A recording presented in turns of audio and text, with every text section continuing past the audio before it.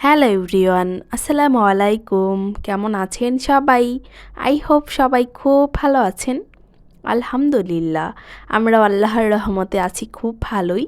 নতুন দিনে নতুন আরও একটি ভ্লগ ভিডিও নিয়ে হাজির হয়ে গিয়েছি আমি আপনাদের মাঝে বাঁধন, চট্টগ্রাম থেকে। কথাই আছে কিন্তু যে সময়ে সময় চেনে। আর এই কথাটা বলার কি কারণ তা তো আমার ভিডিওতে আপনারা জানতে পারবেন। আজকের ভিডিওটা শুরু করেছি অনেকটা সকাল থেকেই। এখন পর্যন্ত জানালা দরজা কিছুই খুলিনি, বাহিরে অনেকটাই কুয়াশা। আর আমার মেয়েটা যেহেতু অনেকটাই ছোট, ওকে একটু সেভেই রাখছি। ছোট বাচ্চা ওইরকমভাবে তো কিছু বুঝে না, তাই একটু বাড়তি যত্ন নিতে হচ্ছে এই শীতের সময়টাতে, যাতে ঠান্ডা না লাগে। এখন পর্যন্ত লাগেনি, আল্লাহ ভরসা, আর না লাগুক।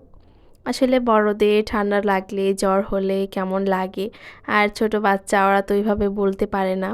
আর এখন একা একা বাসায় কিছু হলে তো অন্যরকম একটা সমস্যায় আমি পড়ে যাব। এমনিতেই তো সমস্যায় পড়ছি।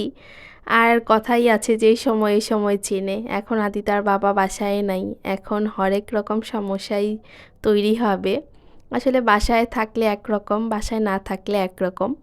যদি কোনো কিছুর প্রয়োজন নাও হয়, তবুও পুরুষ মানুষ বাসায় থাকলে অন্যরকম একটা আসলে ভরসা কাজ করে যে যত যাই হয়ে যাক সমস্যা নেই, আমরা দুইজন তো আছি। আর একা একা বাসায় থাকলে সবসময় একটা ভয় কাজ করে যে কখন আবার কি হয়, একা একা পারবো কি না, সব কিছু সামলাতে পারবো কি না, এইরকম চিন্তা সবসময়ই থাকে। অনেক প্রবাসী আপুদের ভিডিও দেখি, আবার আশেপাশে অনেক প্রবাসী ভাবি বা আপুদের মুখে গল্প শুনি যে তাদের কত সমস্যা, একা হাতে কত কিছু সামলাতে হয়। বাচ্চা থাকলে একা হাতে বাচ্চা সামলাতে হয়, স্কুল, তারপর হচ্ছে আবার সংসার। একটা সংসারে কিন্তু অনেক কাজই থাকে আসলে, কম বেশি সবার সংসারে সব রকম কাজই থাকে। কারো একটু বেশি থাকে, কারো একটু কম থাকে। ঘরের পুরুষদের কাজ যদি মেয়েদের একা হাতে করতে হয়, তাহলে তো তার সমস্যার শেষই নেই। অন্যরকম একটা প্রেশার কাজ করে। আসলে পুরুষদের কাজ একরকম, মেয়েদের কাজ একরকম। আলাদা আলাদা কিন্তু কাজের ধরন।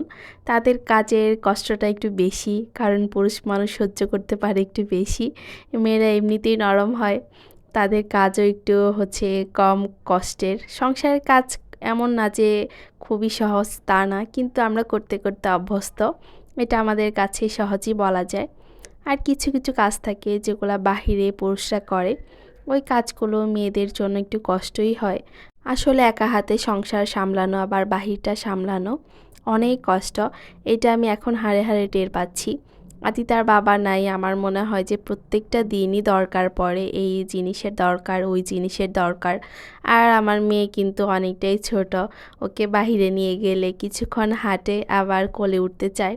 আসলে বাচ্চা নিয়ে হেঁটে হেঁটে কোথাও যাওয়া বা গাড়িতেই যাই করি, একা একা অনেক কষ্ট হয়।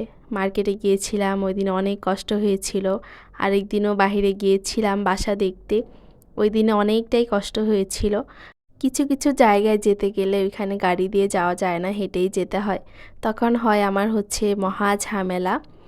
তার বাবা থাকলে তো সুন্দর সে কোলে নেয়, আমাকে কোলে নিতে হয় না।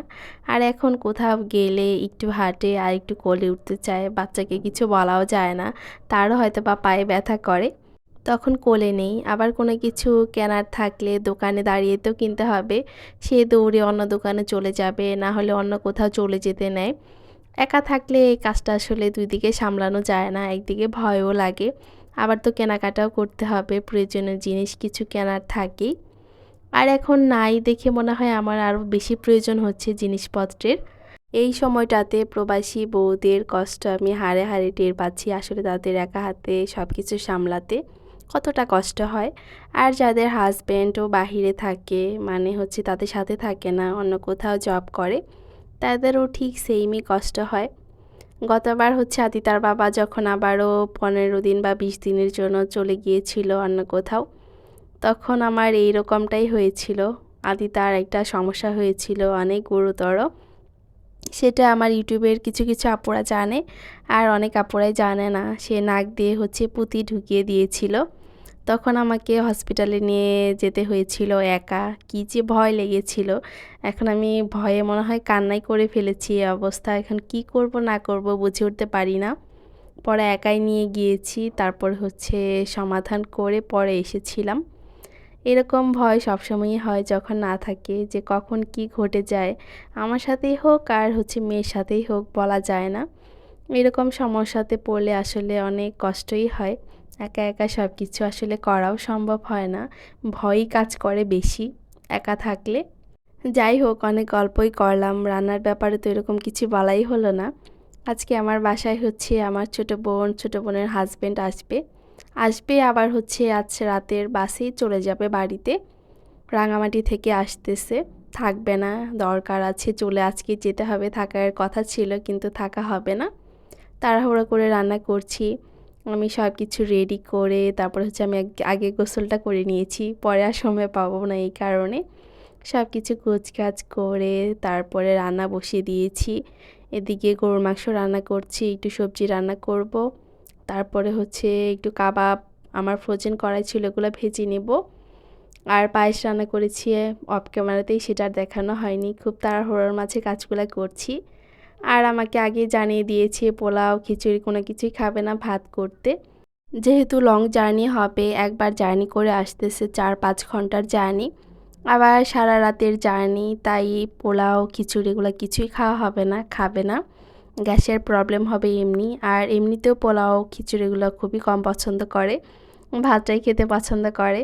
তাই আমাকে আগেই হচ্ছে আমার ছোটো বোন না করে দিয়েছে, তাই কিছু করা হবে না। আমি ভেবেছিলাম যে পোলাওটা করব, তাই আমি কাবাব আগে থেকে রেডি করা আমার ছিল, বের করে নিয়েছিলাম।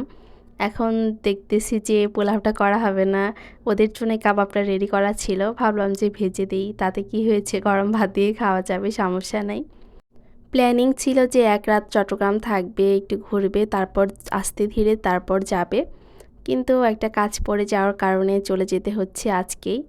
তাই ওভাবে হচ্ছে মনটাও খারাপ, সবারই, থাকা হবে না। ওরা এসেছিল, এসে 1 ঘন্টা 1.5 ঘন্টার জন্য একটু সি বিচে গিয়েছিল, পতেঙ্গা সি বিচে ঘুরতে। ওখান থেকে এসে তাড়াহুড়া করে হচ্ছে বের হয়ে গিয়েছে। আমি যতটুকু ভিডিও করতে পেরেছি ততটুকুই করেছি, বেশি করা হয়নি আসলে। কাজ করেছি, কাজের ফাঁকে ফাঁকে একটু করেছি সবার সাথে শেয়ার করার জন্য।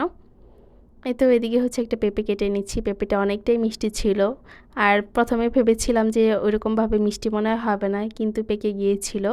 ওপর থেকে মনে হচ্ছে অনেকটাই কাঁচা, কিন্তু ভেতরটা ভালোই পাকা ছিল, আর একদমই অরিজিনাল একদম পাহাড়ি পেঁপে ছিল, আর মিষ্টিও ছিল অনেক। কেউ এসে চলে গেলে আসলে কষ্টই লাগে, থাকার প্ল্যানিং থাকার পরও যদি থাকা না হয় আরও তখন বেশি কষ্ট লাগে। কোনো কথাই বলা যায় না, কোনো গল্প করা যায় না, কিচ্ছু করা যায় না, এসেই চলে যেতে হয়। আর আমাদের বাড়িতে যে যায়, আমাদের বাস থাকে হচ্ছে সন্ধ্যার দিকে, রাতে 10টা-11টায় থাকলে তবুও টাইম পাওয়া যায়, আর সন্ধ্যায় বের হলে আরও মনে হয় টাইম পাওয়া যায় না। পরে চলে গিয়েছি, আমি টুকটাক কাজ করে নিয়েছি, রান্নাঘরটা একটু ক্লিন করে নিয়েছি।